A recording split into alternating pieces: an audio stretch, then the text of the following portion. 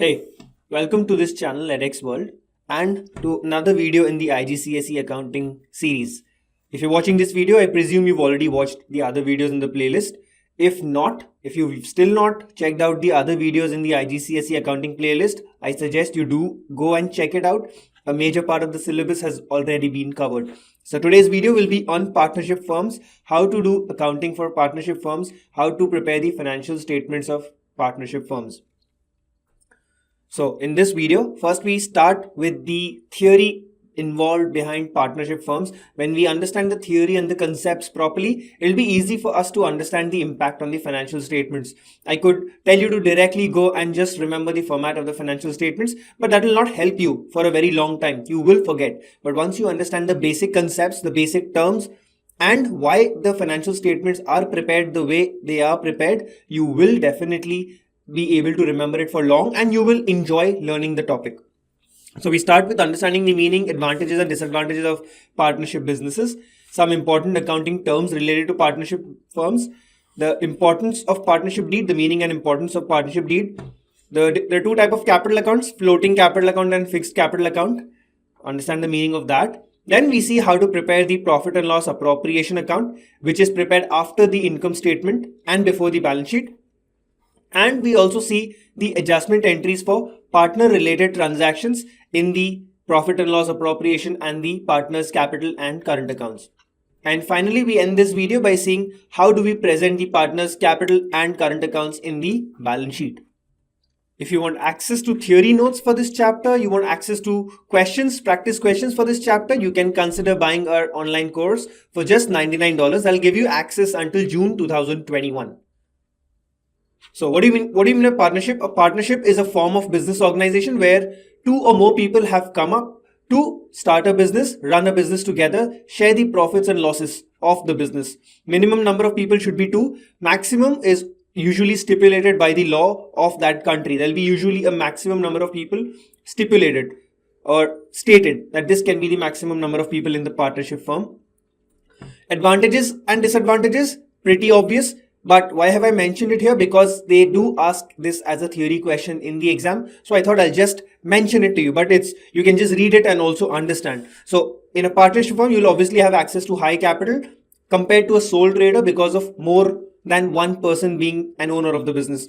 Then multiple people can come together, pool their knowledge and experience and run the business successfully. The risks and responsibilities of the business are shared by multiple people, which is obviously better compared to a sole trader where the entire risk is shared or taken up by a single person.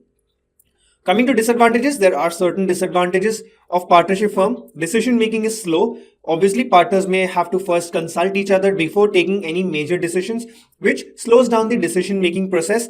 Important decisions, if taken on an urgent basis, then only might yield the necessary results. Now, partners are bound by action of other partners. One partner cannot state that I have not taken this decision in the firm and hence I'm not responsible for the related liabilities. You cannot do that. You are bound by actions of all other partners also. And yes, if the partnership firm is very profitable, the profits are high, those profits are shared by all the partners. A single person does not enjoy them and hence the profits are divided. Now, some important accounting terms which are peculiar to the partnership business. Profit sharing ratio. This is the mutually agreed ratio between the partners, pre-decided. They decide that in this ratio, they will share all the future profits and losses of the business. Interest on capital. Now, interest on capital is what the firm compensates to the partner for the capital invested in the firm. Now, why is interest on capital given to the partner? So that you encourage partners to invest more and more capital. Else, if one partner invests lesser capital than the other partners those are investing higher capital in the business, it will be unfair to them. And hence, we compensate the partners by giving them interest on capital as a percentage of the capital invested in the business. Partners' salary is given to working partners. Hence, you encourage partners to contribute more and more working hours to the firm so that the firm can grow. Else, it will be unfair to people or partners who contribute more hours in the firm than partners who don't contribute those many hours but share the profits equally or in the pre-decided ratio. Other than that, interest on drawings is what the firm charges to the partner based on whatever drawings have been made by the partner from the firm. Now, this is done to discourage the partners to take as less as possible amount from the firm for personal use. This ensures that there is enough liquidity in the business. Else, if interest on drawing is not there, partners would try to withdraw whatever they want to withdraw from the firm, but this will affect the liquidity of the entire firm. What do you mean by partnership deed? Now, partnership deed is a written agreement between the partners that states the terms and conditions that have been agreed to when they entered into the partnership. It is not legally required to have a written partnership deed. Partners could start the business by just orally agreeing to the terms and conditions. But when they have a written agreement, that agreement is known as a partnership deed, and it is advisable to have a written agreement, which we'll see later why. What are the usual contents of a partnership deed? The basic terms and conditions that have been agreed to, like the profit sharing ratio, capital that will be invested by the partners, the basic details of the business, like the name of the business decided, the location, the activity that they're going to get involved into, and interest on capital, the rate of interest on capital that they've decided, rate of interest on drawings that they've decided, partners' salary that they have decided to give to the working partners, and so on. The various terms and conditions will be listed in the partnership deed. Now, what happens when partnership deed is not present, when there's an absence of written partnership deed? So in this case, when there are conflicts between the partners, there are certain provisions of the partnership law that will apply if there's no partnership deed. For example, let's say there's a conflict between the partners regarding the profit sharing ratio and they don't have a written partnership deed. So in that case, it will be decided that the partners will be sharing profits and losses equally, because that's what mentioned in the law. So if you really want to share profits and losses in a certain ratio and make sure there are no conflicts in future, always have a written partnership deed. So in the same way, interest on capital, if there's an conflict regarding interest on capital between the partners, what will be decided is zero interest on capital, zero rate of interest on capital, because that is what is mentioned in the law. Interest on drawings, again, there will be zero rate of interest on drawings in absence of a partnership deed.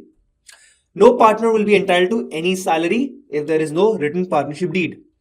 Now, interest on partner's loan, the loan that is given by the partner to the firm will have to pay the partner interest at the rate of 5% per annum as interest. Okay. Now, this is very important. Here, students get confused. They either mix with interest on loan with interest on capital, or they write interest on loan is also zero. So make sure you remember interest on partner's loan is 5% per annum.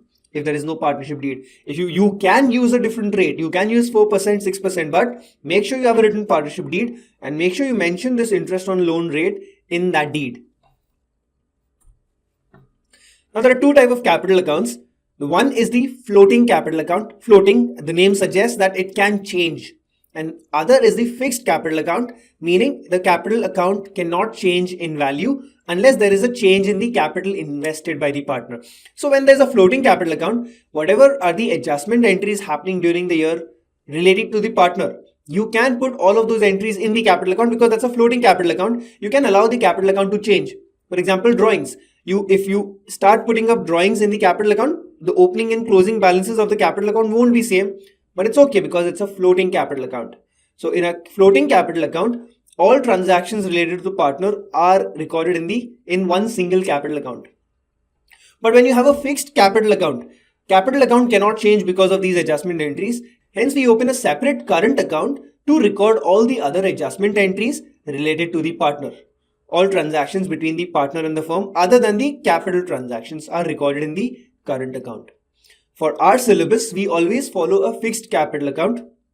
So if it's a capital related transaction, you will have to pass the entry in capital account, but all other adjustment entries will always be in the current account. But in real life, there is no restrictions as such. Partners can follow floating capital as well. Remember, for your syllabus, you'll have to follow fixed capital. But you should know the meaning of both floating and fixed capital from theoretical questions point of view. Now, having understood all of this, now let us see how do we prepare the profit and loss appropriation account and the partner's current account, which are the two main statements or two main accounts that you'll be expected to prepare in the exam. Now, what is the profit and loss appropriation account? Profit and loss appropriation account is what is prepared after you calculate the net profit in the income statement. Term appropriation means distribution. So this account tells you how will the profit earned during the year will be distributed between the partners based on the terms and conditions they've agreed on. And current account will be maintained for each partner, wherein we will see how do we record each adjustment entry. So now I will not be directly giving you the format of the profit and loss appropriation and current account and tell you to remember it. I will start with the journal entries, because when you understand the journal entries, you don't have to go and remember the appropriation and the current account format. Journal entries are very logical. You understand the logic behind them, the topic becomes very simple. So let's see each journal entry and understand how are they reflected in the two statements or two accounts. Our current account will always begin with balance brought down. Now, balance brought down in a current account can either be on the debit side or credit side. But in a capital account, balance brought down will always be on the credit side. Why in a current account can balance brought down be on the debit side? Maybe because a lot of drawings have been done by the partner in one of the previous years, and hence there's a debit balance. So our first journal entry that we study is, once we calculate the net profit in the income statement, we need to transfer this net profit from the income statement to the profit and loss appropriation account.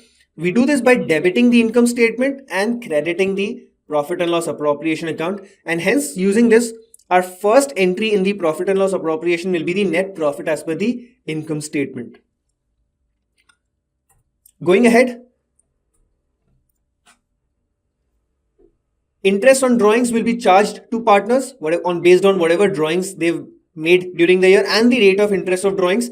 You multiply the rate by the amount of annual drawings, you get the interest on drawings amount. What is the journal entry? Now understand that interest on drawings is what is being charged by the firm to the partner, and hence this is an income for the firm.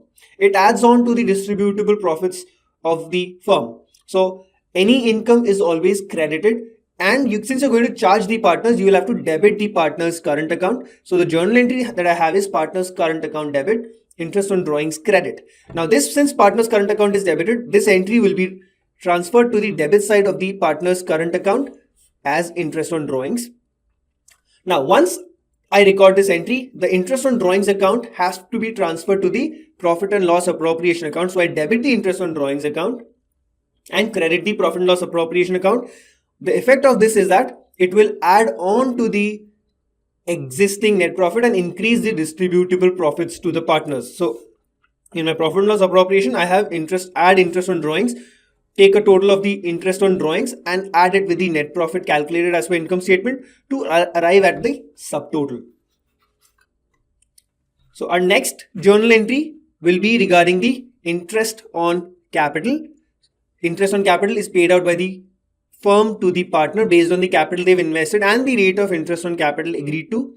The journal entry would be interest on capital debit, partner's current account credit. Why? Because interest on capital is being paid out by the firm to the partner. It's an expense. It reduces the distributable profit. So debit interest on capital and credit partner's current account. This will be recorded on the credit side of partner's current account as interest on capital.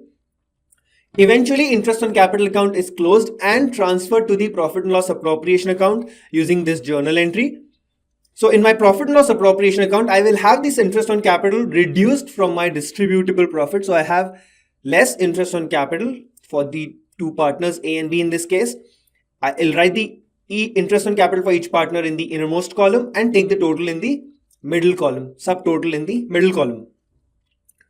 In the same way, partner salary is also paid out to the partners. Similar journal entry to that of interest on capital, partner's salary debit, partner's current account credit. Hence, this will be on the credit side of partner's current account as partner's salary. Partner's salary will be closed and transferred to the profit and loss appropriation because that will also reduce the distributable profits to the partners. And hence, I have below interest on capital less partner's salary. Since there are two partners here, again, salary for both the partners, subtotal in the middle column. Usually, these are the adjustment entries that you expected to learn in the exam. Once I have done all of this, I will then take a total of the interest on capital amount and the partner salary. I'll take the total of these two in the final column, reduce this from the subtotal calculated above here to arrive at the final residual or distributable profit. This is the profit that is going to be shared by the partners in the agreed ratio. Now, when profit is there in the profit and loss appropriation account as residual profit, I need to transfer this to the partner's current account in the agreed ratio. So the journal entry would be profit and loss appropriation debit and partner's current account credit. So I'll state here saying that the profit will be shared by the partners in the agreed ratio. and show the division, and this will be shown on the credit side of partners current account because you're giving out the profits in the agreed ratio to the partners. Apart from this, partners would also withdraw money or any kind of asset for personal use during the year. When that happens, what is the journal entry for drawings? Drawings debit, cash credit or bank credit or purchases credit, depends what kind of asset has been withdrawn for personal use. Eventually, at the end of the year, partners' drawings will have to be transferred to the individual partner's current account, and hence on the debit side of partner's current account, I have partner's drawings. This is similar to what we've already seen in the sole trader capital account. On the debit side, we had drawings. So same way, partner's current account, debit side, partner's drawings. Now, once we've recorded all these entries in the current account, the next step is to balance the current account. If there's a credit balance, record it as a credit balance. If there's a debit balance, debit side is more, record that as a debit balance, and hence we have balance carried down. Could be on either of these sides, either debit side or credit side. Now, once you've understood the terms, important terms related to partnership and understood the logic behind these formats, it's very simple to remember it for the exam. Make sure you study this topic well. With a very little effort put in for this topic, you can gain good number of marks because the questions usually for this topic are for decent marks. If you've enjoyed the video, make sure you like the video and share it with your friends. I'll see you in the next video. Thank you.